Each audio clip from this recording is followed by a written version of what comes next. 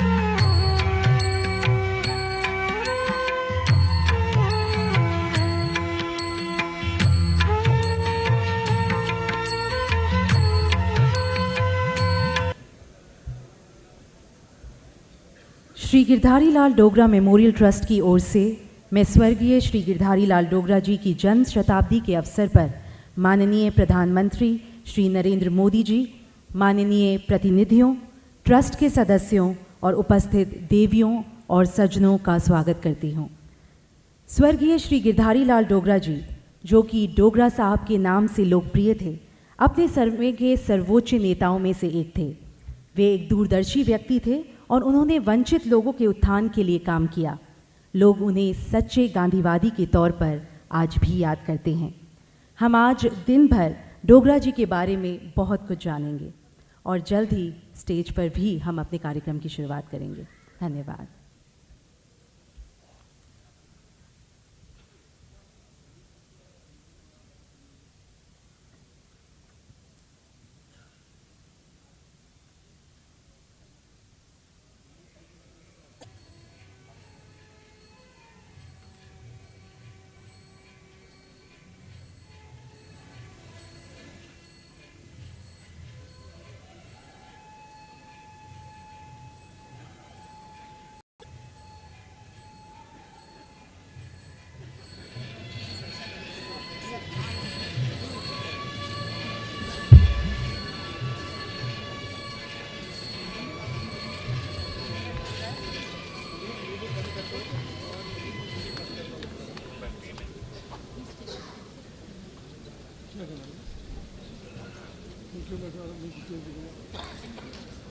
देवियों और सज्जनों, माननीय प्रधानमंत्री श्री नरेंद्र मोदी जी मंच पर पधार चुके हैं।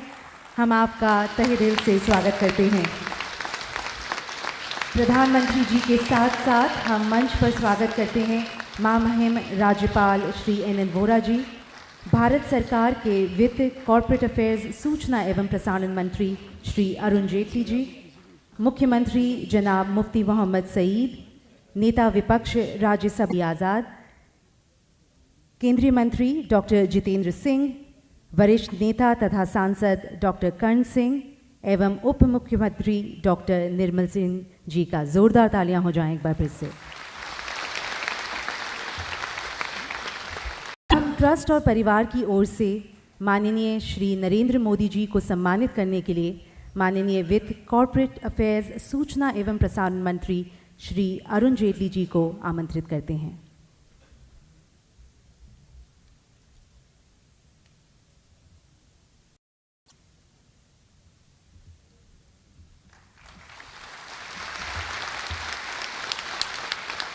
अब मैं श्री अरुण जेटली जी से अनुरोध करूंगी कि वे एकत्र जनसमूह का स्वागत करें।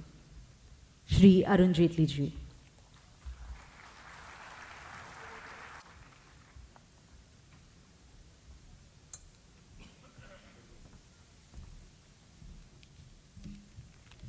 माननीय प्रधानमंत्री जी, महामहिम राज्यपाल जी,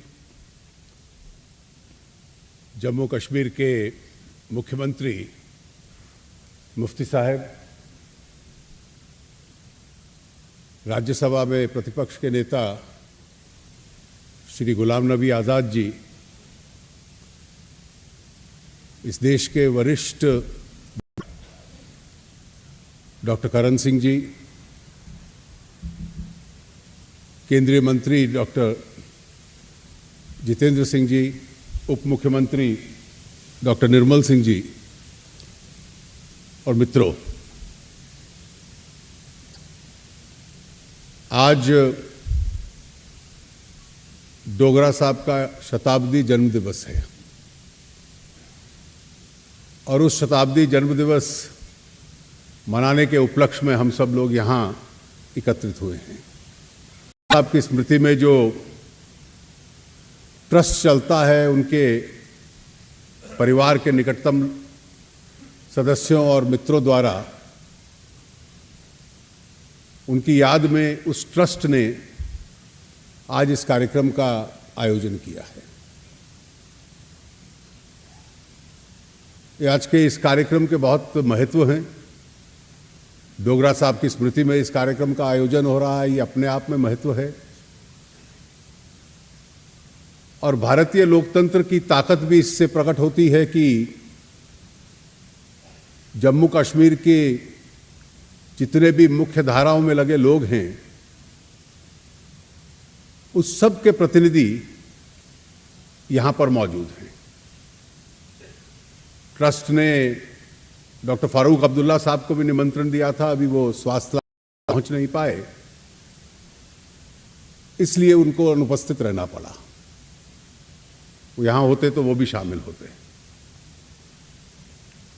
मैं विशेष रूप से माननीय प्रधानमंत्री जी का और मंच पर मौजूद सभी महानुभावों का आभारी हूं कि इस कार्यक्रम निकाला। इसके साथ साथ विशेष इसी भूमि के पुत्र, पूरे विश्व में जिनका नाम है, संतूर वादक पंडित शिव कुमार शर्मा जी भी इस कार्यक्रम के लिए से आए हैं, जिन्होंने इस सूबे की एक कला को पूरी दुनिया में प्रसिद्ध किया है।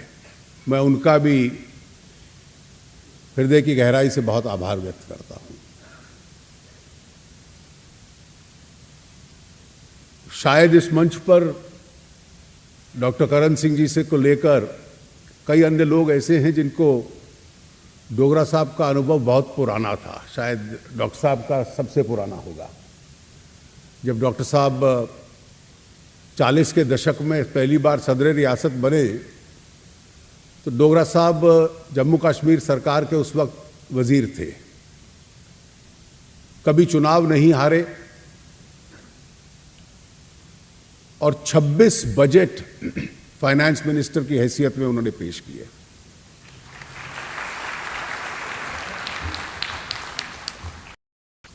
एक देशभक्त, व्यवहार में बहुत विनम्र, सरल और सहज, लोगों के बीच में रहना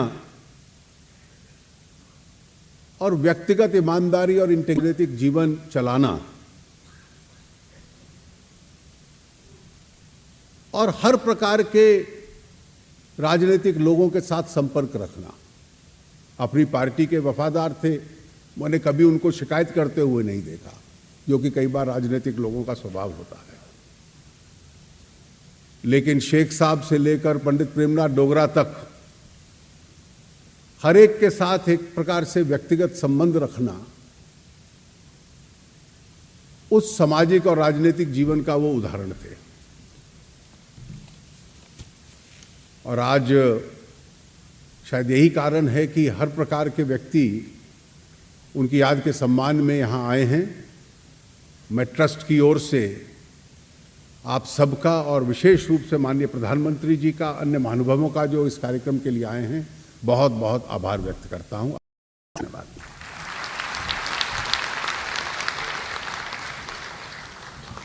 धन्यवाद जेटली जी। देवियों संजनों, अब मैं पंडित शिव कुमार शर्मा जी को मंच पर आमंत्रित करती हूं कि वे अपने संगीत से हम सभी को मंत्रमुग्ध करें। जोरदार तालियां हो जाएं पंडित शिव कुमार शर्मा जी के लिए।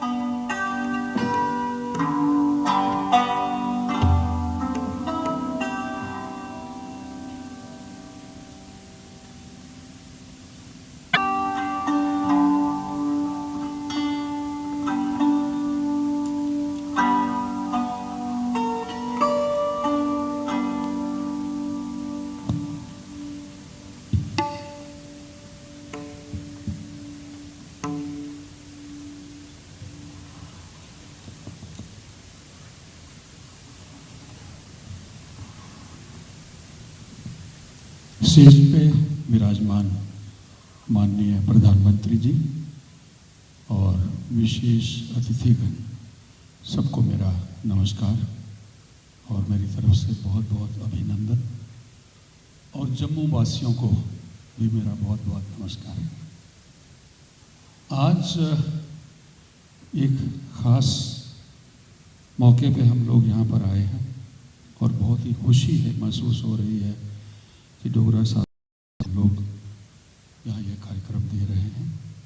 हमारे भारतीय शास्त्रीय संगीत में कई एक राग ऐसे हैं जो लोक संगीत से हमने लिए और उनको शास्त्रीय संगीत का रूप दिया। और मैं ये समझता हूँ कि हमारे डुग्गर प्रदेश की भारतीय शास्त्रीय संगीत को राग पहाड़ी है, जो यहाँ के लोक संगीत में से लेकर के उसको राग बनाया गया।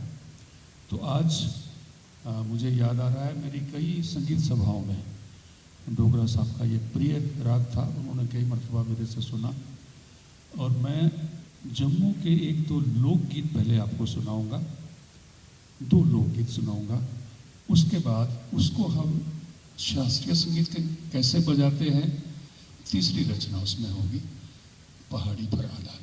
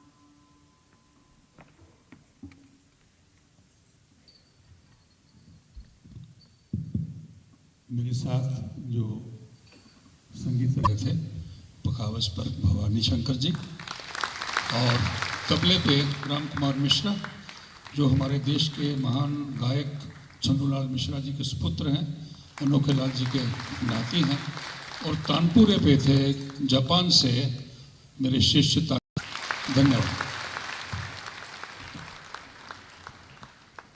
एक बार ज़ोरदार तालियां हो जाएं पंडित जी के लिए। बहुत बहुत धन्यवाद पंडित जी आपका।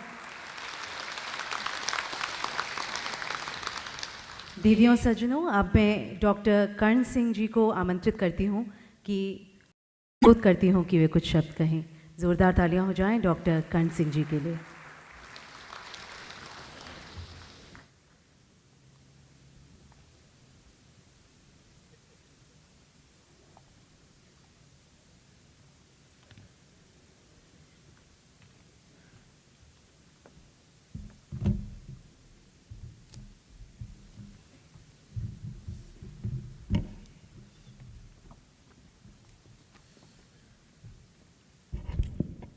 आदरणीय प्रधानमंत्री जी अटल जी,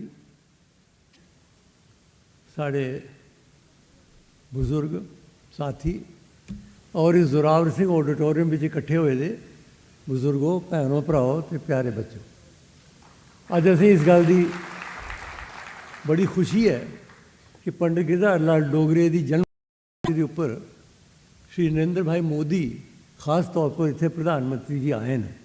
अस उनका स्वागत करने। जम्मू निवासियों की तरफ का, सारे जम्मू निवासियों की तरफ का मैं बड़ा बड़ा उनका स्वागत करना। और असें इस गल की खास खुशी है कि उनके कन्ने डोगरा साहब के काबिल तरीन जवाई श्री अरुण जेटली आए। इनके बगैर तो काम इतने पूरा होना नहीं है कि ये जवाई का अपना एक खास रुतबा होंदा। असें इस गल की बड़ी खुशी है। और तीसरी खुशी इस गल्ले की ये है प्रधानमंत्री जी कि अस एक जनरल जोरावर सिंह ऑडिटोरियम में मिला करने। जनरल जोरावर सिंह कोई साधारण व्यक्ति नहीं है। वो सिर्फ डोगरा हीरो नहीं थे, वो राष्ट्र के हीरो थे।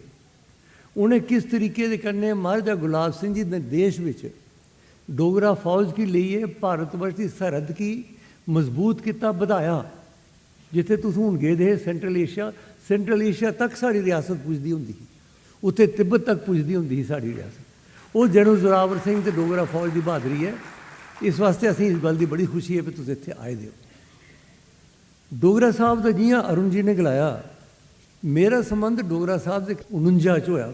66 साल हुई है, बड़ा अरसा होंदा 66 साल। मैं 18 साल का हाँ, वो मेरे समझे मेरे तो 10-15 साल बड़े है। तो उसले का उनके कन्ने बड़ा अच्छा साड़ा सुगम संबंध रहा। 52 सदरे रियासत बनया। कई बारी उन्हें मैं शपथ दी, दसिया फाइनैंस मिनिस्टर उन्हें 25-26 साल फाइनैंस मिनिस्टर रहे। ये रिकॉर्ड हो सकता और मैं मतलब दुनिया कदें कोई 26 साल नहीं रहा हो। और उसका बड़ा रिकॉर्ड ये है कि बिल्कुल बेदाग रहे। इन्ने साल मंत्री रहने के बाद दाग नहीं लगा। बिल्कुल साफ सुथरे आदमी थे। जमीन कन्ने मिले दे लोग है। जिसले कुछ जाना तो भुइयां बेही आना उनके कन्ने। और बड़े मुदब्बर, बड़े समझदार आदमी थे। जम्मू कश्मीर की सियासत में उतार चढ़ाव बड़े होंगे आए, नहीं पता सारे गल का। लेकिन डोगरा साहब जोड़े थे वो एक स्तंभ की तरह, वो राष्ट्रीय हित वास्ते और साढ़े देश के भलाई के वास्ते वो हमेशा बड़ी अच्छी राह देंदे होंदे है। और जिसले मैं इलैक्शन लड़ना शुरू कीतियां उस वेले वो हमेशा अक्सर मेरे कन्ने रहिंदे। और अस जंदे होंदे साढ़े इलाके च कठुए, उधमपुर ते डोडा ते सनांदे होंदे हर एक जगह की ये कहानी है, ये हिस्टरी है, इयां करना चाहिए, इयां करना चाहिए। बड़ा कुछ मैं उनके तो सीखिया। मैं मशकूर हाँ उनका। मजाकी भी बड़े है प्रधानमंत्री जी। एक बारी नहीं आखन लगे कि ये तो तुसें सुने दा होग भी कई बारी नेता बोलते लोग सही जाते। मैं हाँ सुने दा। उन्हें आख्या ये नहीं तुसें कदें सुने दा होग तो बोलदा बोलदा कोई सही आ। मैं वो कि'यां होई सकदा। उन्हें आख्या नहीं जी मेरे ने हुआ है। एक दिन मैं वो आखा दे मैं बड़ा लम्मा दौरा किया हा तो आखिरी जलसा खबरें मड़ीन हा कि जगह कोई आखिरी जलसा तो बड़ी नींद लगी थी, थकी था। बोलते बोलते भी झपक आइए तो अखियां खुलियां तो अजे बोला रहा मैं। इस किस्म दी गल्लां करते होंदे हे वो। तो उनकी अज असीं बड़ी याद आवा दी। तो तो डोगरा साहब दी लड़की डॉली ते मेरी लड़की ज्योति इत्थे कॉन्वेंट स्कूल कट्ठे पढ़ते होंदे हे। उस वेले साढ़ा संबंध, और मिगी उन्हें जिस वेले आख्या पे 100 साल के उपर मैं इत्थे हाज़र होना, मैं जरूर होना। और डोगरा साहब के कन्नै मेरी बड़ियां यादां ने, इसलिए मौका नहीं है कि ज़्यादा गल करा। मैं सिर्फ एक तो प्रधानमंत्री जी ते अटल जी का स्वागत करना चाहना, इस अटल जी साथ अरुण जी का। तो दूआ यह है भी मैं डोगरा साहब की जन्म शताब्दी के उपर उन्हें भावभीनी श्रद्धांजलि अर्पित करना। बड़ा बड़ा धन्यवाद।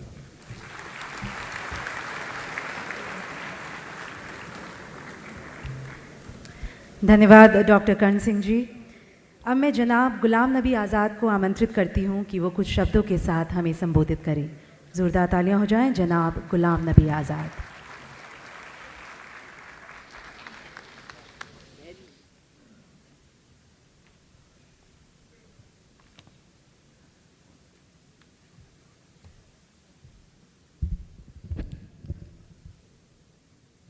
प्रधानमंत्री जनाब नरेंद्र मोदी साहब, रियासत के राज्यपाल जनाब वोरा साहब, चीफ मिनिस्टर जनाब मुफ्ती मोहम्मद सईद साहब, फाइनेंस मिनिस्टर अरुण जेटली साहब, हम सब के बुज़ुर्ग leader doctor Karan Singh ji, Jitendra Singh ji, doctor Nirmal Singh ji और डोगरा साहब की सुपुत्रियाँ संगीता जी और निधि जी और उपस्थित सभी साथियों,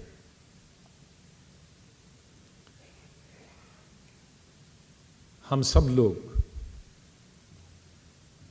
आज डोगरा साहब की जन्म शताब्दी मनाने के लिए जमा हुए। जब डॉक्टर करण सिंह जी और उससे पहले अरुण जेटली जी बता रहे थे कि 26 फाइनेंस बजट उन्होंने पेश किए,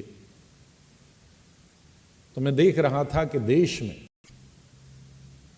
कितने ऐसे मंत्री होंगे जिन्होंने फाइनेंस मिनिस्ट्री में रहकर 26 साल बजट पेश किए होंगे, और उनमें से क्या एक भी होगा जो डोगरा साहब की तरह होगा जिनके पास घर नहीं।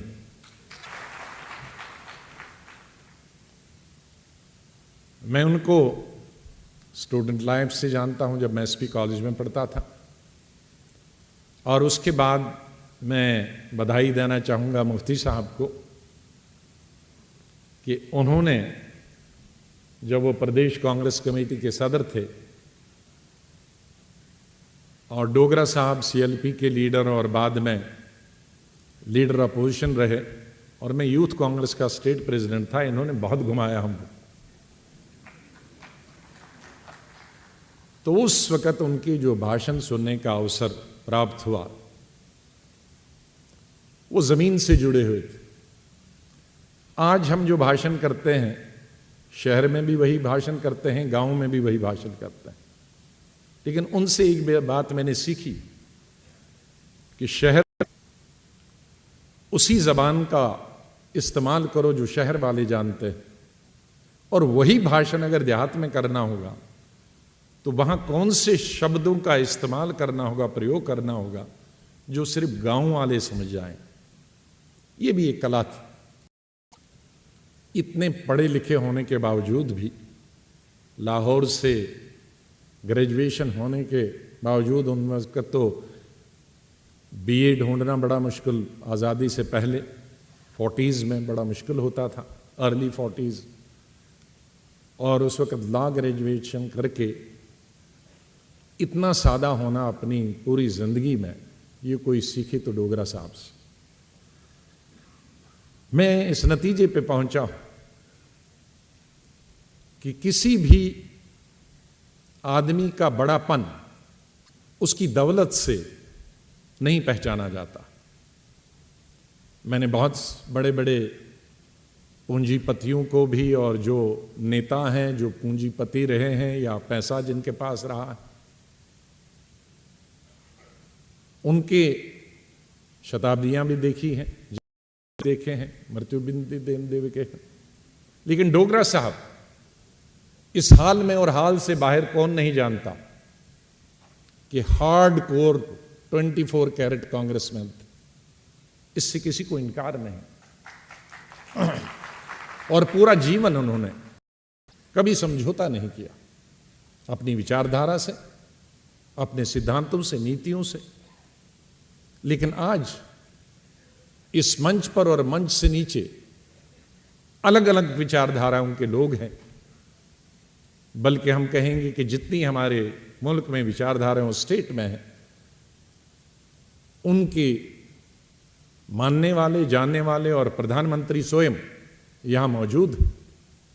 इससे डोगरा साहब के बड़ेपन का एहसास आज होता है इस हाल के अंदर, कि जब इंसान के अंदर कुछ गुण होते हैं तो फिर विचारधारा से हटकर भी आदमी कोई झिझक नहीं होती है उनके जन्मदिन में शामिल होने के लिए। हम सबको अल्लाह ताला भगवान उनसे सीखने, उनके आदर्श, उनकी सादगी, उनकी ऑनेस्टी, उनकी इंटीग्रिटी और उनकी जो विचारधारा है, कभी उन्होंने कंप्रोमाइज नहीं किया, न रीजनलिज्म पे, न कम्युनलिज्म पे और न ही कास्टिज्म। इसकी मुल्क में सबसे ज़्यादा और हमारे स्टेट में उससे भी ज़्यादा ज़रूरत है। इन्हीं शब्दों के साथ मैं उनको श्रद्धांजलि अर्पित करता हूँ। बहुत बहुत धन्यवाद। धन्यवाद जनाब आज़ाद। अब मैं माननीय मुख्यमंत्री जनाब मुफ्ती मोहम्मद सईद से आग्रह करूंगी कि अपने विचार रखें। मुख्यमंत्री जनाब मुफ्ती मोहम्मद सईद।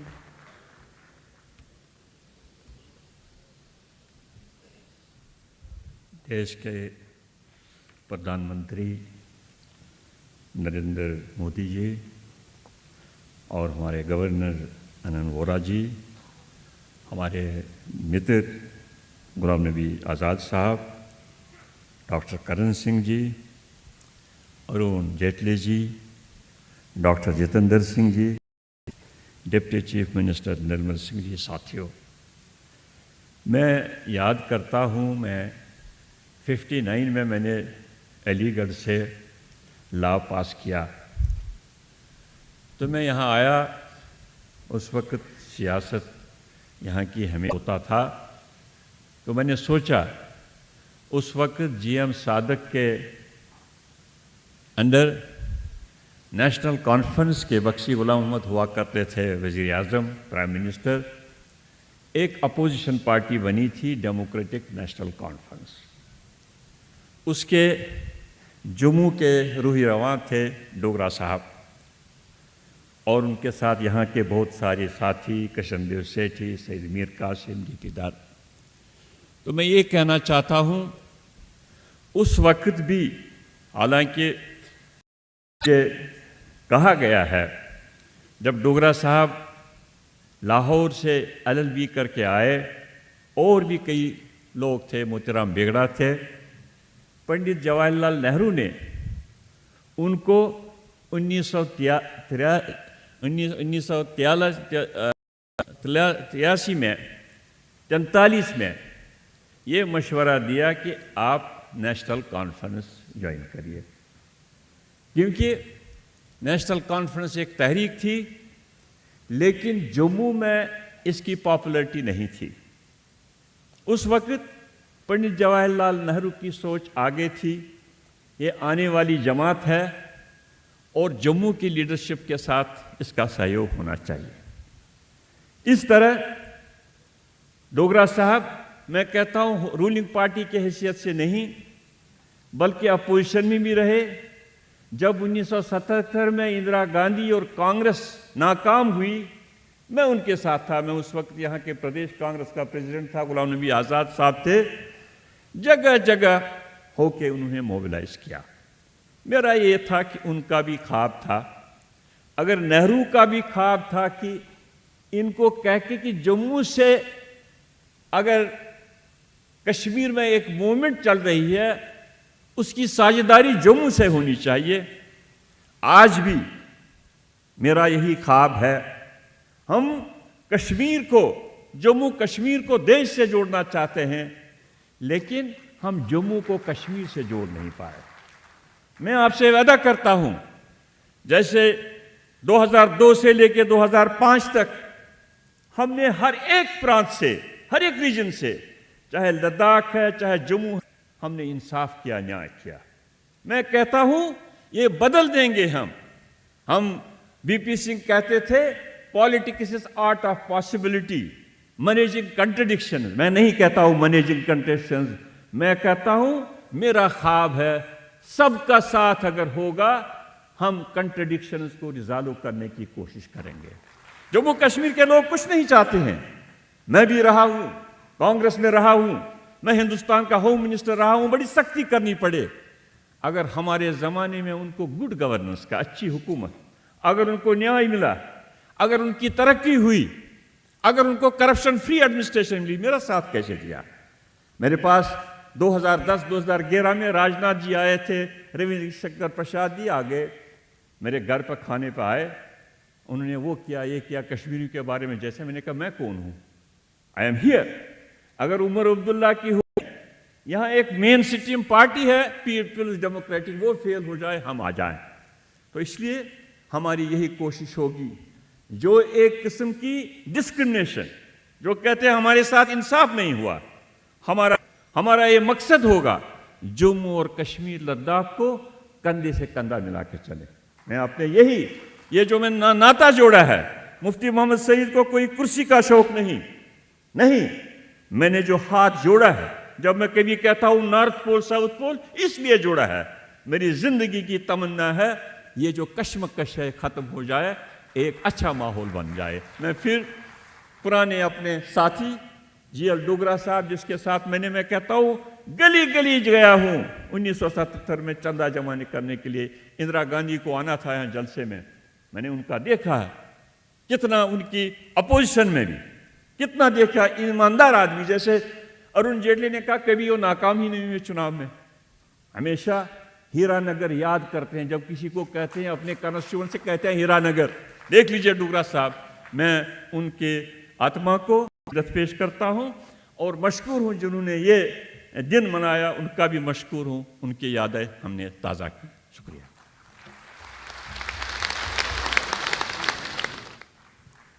धन्यवाद मुख्यमंत्री जी। देवियों के माननीय प्रधानमंत्री श्री नरेंद्र मोदी जी से अनुरोध करूंगी कि हमें संबोधित करें। माननीय श्री नरेंद्र मोदी जी।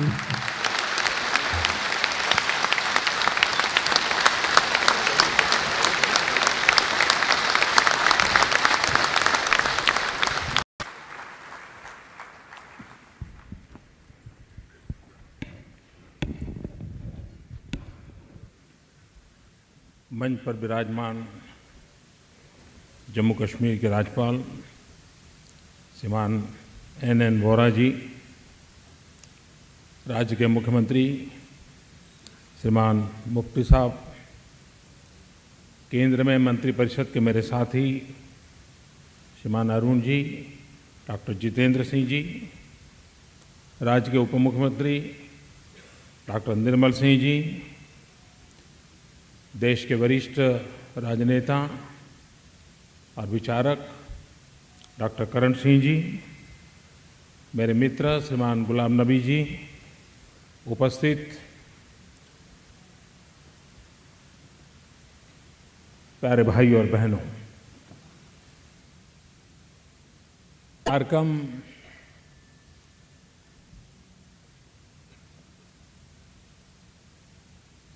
गिरधारी लाल जी के नाम पर जो ट्रस्ट चल रहा है, उनके द्वारा आयोजित किया गया है और उनका ये शताब्दी वर्ष है। आमतौर पर राजनीति का दुर्भाग्य ऐसा है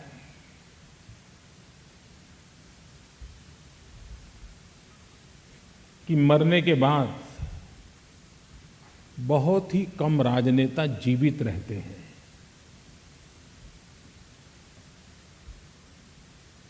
कुछ ही समय में वो भुला दिए जाते हैं, लोग भी भूल जाते हैं। लेकिन कुछ ऐसे अपवाद होते हैं जो अपने कार्यकाल में जो कार्य करते हैं,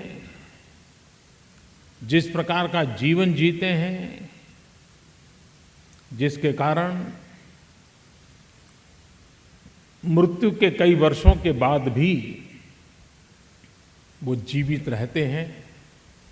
और मैं मानता हूं कि गिरधारी लाल जी उसमें से एक है।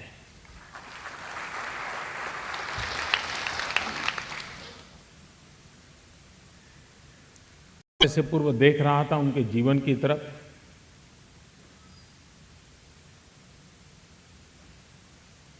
वे सार्वजनिक जीवन में देशभक्ति की प्रेरणा से आए थे। वे तब सार्वजनिक जीवन में आए थे जब लेना पाना बनना ये दूर दूर तक नजर नहीं आता था। उस समय वो सार्वजनिक जीवन में आए थे और लाहौर की धरती पर आजादी के आंदोलन के साथ अपने को जोड़ा था। विद्यार्थी काल में भी उन्होंने आजादी के लिए कुछ न कुछ करना, इस प्रबल अपने आप को जोड़ दिया था। और बाद में राजनीतिक यात्रा में जीवन का अधिकतम समय उनको सत्ता में रहने का अवसर। देश में 26 बार बजट देने का सौभाग्य शायद ही 2-4 लोगों को भी मिला नहीं है। 26 बार बजट देने के पीछे की 2 बातें साफ होती हैं। एक तो राजनीतिक जीवन में स्वीकृति और स्थिरता, और दूसरी जो दायित्व मिला है उसके प्रति एक्सपर्टाइज एंड समर्पण, तभी जाकर के होता है। अदरवाइज तो लोग आते हैं, जाते हैं, बनते हैं, बदलते हैं, ये रहता है। लेकिन ये मूलभूत बातें जब होती हैं तभी ये संभव होता है। और आज शायद जम्मू कश्मीर में 2 या 3 पीढ़ी ऐसी होगी सार्वजनिक जीवन में जिनको, जो गर्व से कहते होंगे कि मुझे गिरधारी लाल जी की उंगली पकड़ करके चलने का सौभाग्य मिला था। मेरे राजनीतिक जीवन को शेप देने का प्रारंभ उन्हीं के हाथों से हुआ था। जैसे अभी गुलाम नबी जी बता रहे थे कि उन्होंने मुझे तैयार किया। ये भी उनकी एक सफलता है कि अपने पीछे एक ऐसे कार्यकर्ताओं की परंपरा तैयार करना जो आगे चल करके राजनीतिक जीवन को आगे बढ़ाएं।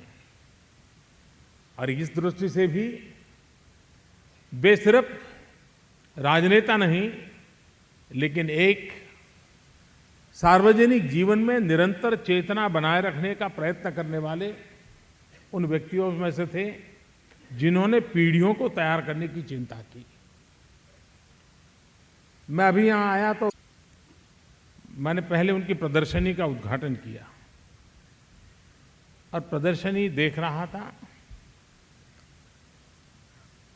एक बात मेरे मन को छू गई उस प्रदर्शनी में, और छू इसलिए गई कि आज के राजनीतिक जीवन में वो नजर नहीं आता है।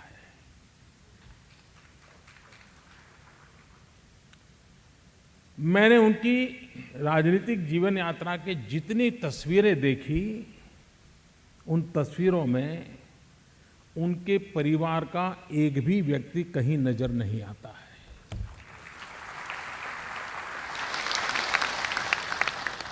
ये छोटी बात नहीं है, ये बहुत बड़ी बात है कि इतना लंबे समय का सार्वजनिक जीवन हो, राजनीतिक जीवन हो, सत्ता के गलियारों में हो, देश के सभी पहले प्रधानमंत्रियों के साथ निकट संबंध रहा हो, लेकिन कहीं पर भी राजनीतिक यात्रा में एक भी तस्वीर में परिवार मुझे नजर नहीं आया।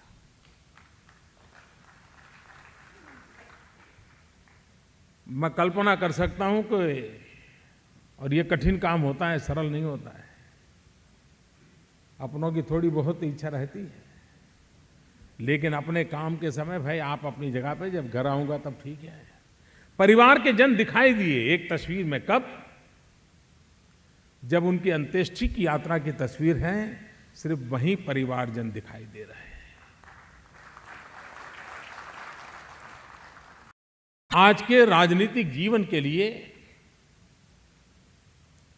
ये अपने आप में एक संदेश है। कभी कभार लोगों को लगता है कि भाई ये शताब्दी मनाना वगैरह क्या होता है। मैं मानता हूं यही सबसे बड़ा सबक होता है कि जब उनके जीवन को याद करते हैं, जो आज नजर नहीं आता है वो वहां नजर आता है, तो शायद कभी उस प्रकार से जीने की इच्छा कर जाती है, उस प्रकार से कुछ काम करने की इच्छा जग जाती है, वहीं से प्रेरणा मिल जाती है। और उस अर्थ में मैं मानता हूं कि उन्होंने सार्वजनिक जीवन की मर्यादा पल पल किया होगा, हर गतिविधि में इस बात का ध्यान रखा होगा, और तब जाकर के इतने लंबे कार्यकाल में यह संभव हुआ होगा। मुझे और एक बात भी नजर आती है कि डोगरा साहब को व्यक्तियों की परख बड़ी पक्की होगी, ऐसा मुझे लगता है। जैसे उन्होंने गुलाम नबी जी को युवा मोर्चा का अध्यक्ष बना दिया, तो व्यक्तियों की परख बहुत ही अच्छी रहती होगी। वो बराबर नाप लेते होंगे कि व्यक्ति ठीक है कि नहीं है।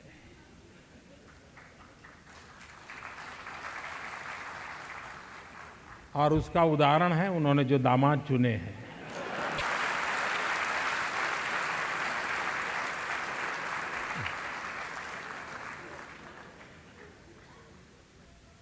ये उनकी,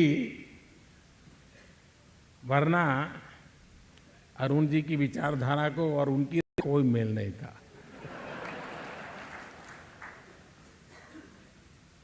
उसके बावजूद भी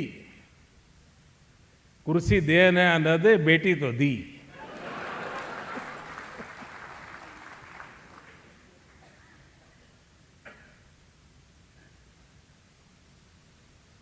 और ये भी विशेषता है कि दामाद ससुर के कारण नहीं जाने जाते और ससुर दामाद के कारण नहीं जाने जाते।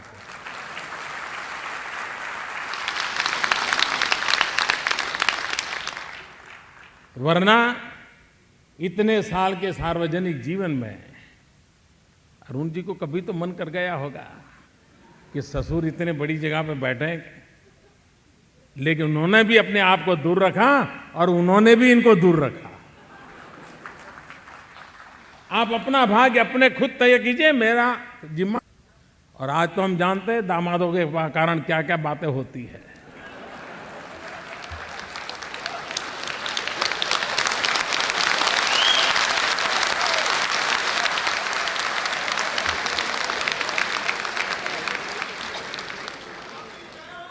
और इसलिए मैं कहता हूं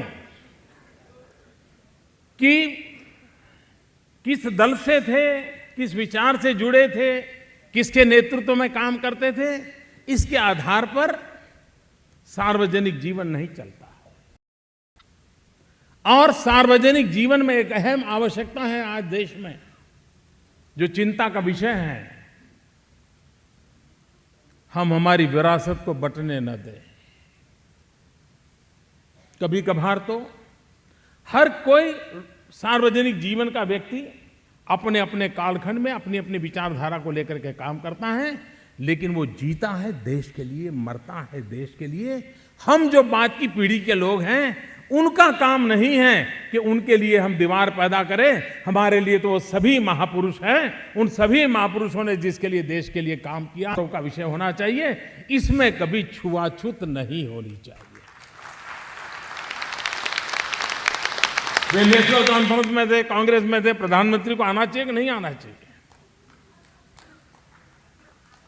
सवाल ये नहीं है, आना इसलिए चाहिए अपने जवानी देश के लिए खपाई थी, और इसलिए हमारी विरासतें कभी बंटनी नहीं चाहिए, किसी भी विचार में ना हो। मुझे याद है जब अटल जी की सरकार बनी, पहली बार अटल जी प्रधानमंत्री बने थे, पहली बार या शायद दूसरी, पहली बार 13 दिन के थे या दूसरी बार मुझे याद नहीं रहा। और उसी दिन कम्युनिस्ट पार्टी एक बहुत बड़े नेता जिनका केरल में स्वर्गवास हो गया, उस समय वो सत्ता में तो नहीं थे और अभी तो शपथ समारोह पूरा हुआ था। उसी समय अटल जी ने कहा कि आडवाणी जी आप उनके अंत्येष्टि में जाइए, उन्होंने देश के लिए बहुत काम किया है। कम्युनिस्ट पार्टी के नेता थे, भारतीय जनता पार्टी के घोर विरोध करने वाली उनकी विचारधारा थी, लेकिन सरकार बनने के दूसरे ही दिन फूल मालाएं पहनने का कार्यक्रम नहीं, आडवाणी जी को वहां भेजा गया था। ये सार्वजनिक जीवन की आवश्यकता होती है। सार्वजनिक जीवन में अब हम यहां मस्ती से बैठे हैं, लेकिन परसों देखना आप कैसा मुकाबला होता है।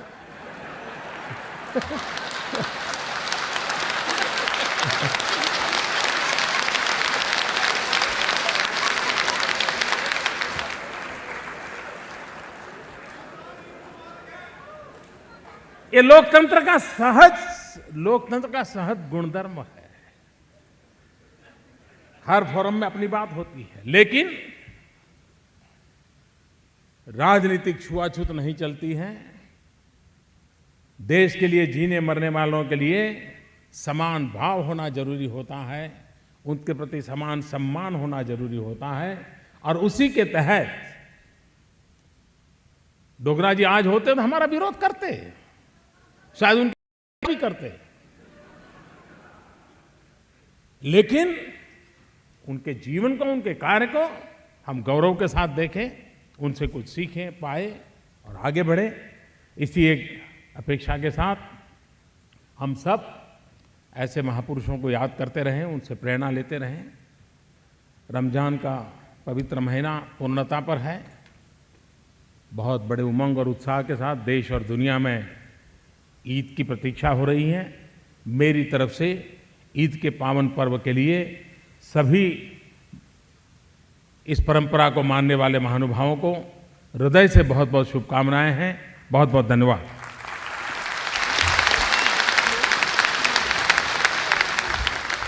धन्यवाद प्रधानमंत्री जी, आपके प्रेरणादायक शब्दों के लिए आपका अनेक धन्यवाद। एक बार फिर से हमारे सर्वप्रिय प्रधानमंत्री के लिए जोरदार तालियां हो जाएं।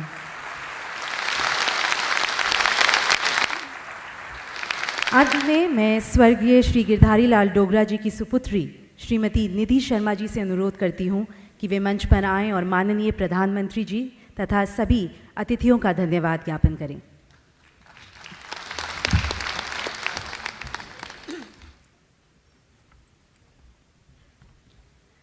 भारत के प्रधानमंत्री श्री नरेंद्र भाई मोदी जी, आपने अपने व्यस्त कार्यक्रम से समय निकालकर इस आयोजन में जो गरिमा प्रदान करी है, उसके लिए ट्रस्ट आपके आशीर्वचनों से हम सब के भीतर एक नई ऊर्जा का संचार हुआ है। आपको धन्यवाद देने के लिए मेरे पास शब्द नहीं है। जम्मू कश्मीर के राज्यपाल माननीय श्री NN वोरा जी, आपने भी इधर आने का कष्ट किया, इसके लिए हम आपके बहुत आभारी हैं। हमारे मुख्यमंत्री माननीय श्री मुफ्ती मोहम्मद सैयद जी, हम आपके भी शुक्रगुजार हैं कि आपने समय निकाल कर हमें राज्यसभा में प्रतिपक्ष के नेता श्री गुलाम नबी आज़ाद जी, आपने भी इधर आकर बहुत हमारी हिम्मत बढ़ाई है। प्रधानमंत्री कार्यालय में श्री राज्य मंत्री श्री डॉक्टर जितेंद्र सिंह जी, आप तो गिरधारी लाल डोगरा जी की जन्मभूमि और कर्मभूमि से सांसद हैं। आपका आना हमारे लिए कि अपने से कम नहीं है। ट्रस्ट आपका आभारी है। डॉक्टर करण सिंह जी, जो कि ईदवान हैं, और आप तो पापा के साथ बहुत ही पुराने रिश्ता है, इसलिए आपका आना हमारे लिए एक आशीर्वाद है। डोगरा साहब के प्रति उद्गार व्यक्त करने वाले बच्चों का भी मैं आभार प्रकट करती हूँ। ट्रस्ट पंडित शिव कुमार शर्मा जी का और उनके साथियों का बहुत बहुत शुक्रगुजार है कि उन्होंने इधर आकर अपना कीमती समय हमें दिया और अपने संगीत से हमें बहुत बहुत हर्ष दिया। और अंत में ट्रस्ट इस सभागार में उपस्थित सभी लोगों के साथ उन लोगों का भी आभारी है जिन्होंने प्रत्यक्ष या अप्रत्यक्ष रूप से इस कार्यक्रम को सफल बनाने में योगदान दिया। बहुत बहुत शुक्रिया।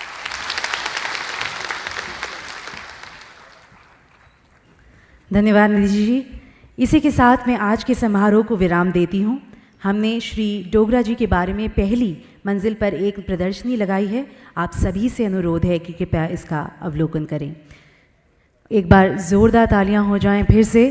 मंच पर मौजूद हमारे माननीय प्रधानमंत्री जी और हमारे जितने भी सीनियर लीडर्स यहाँ पे मौजूद हैं।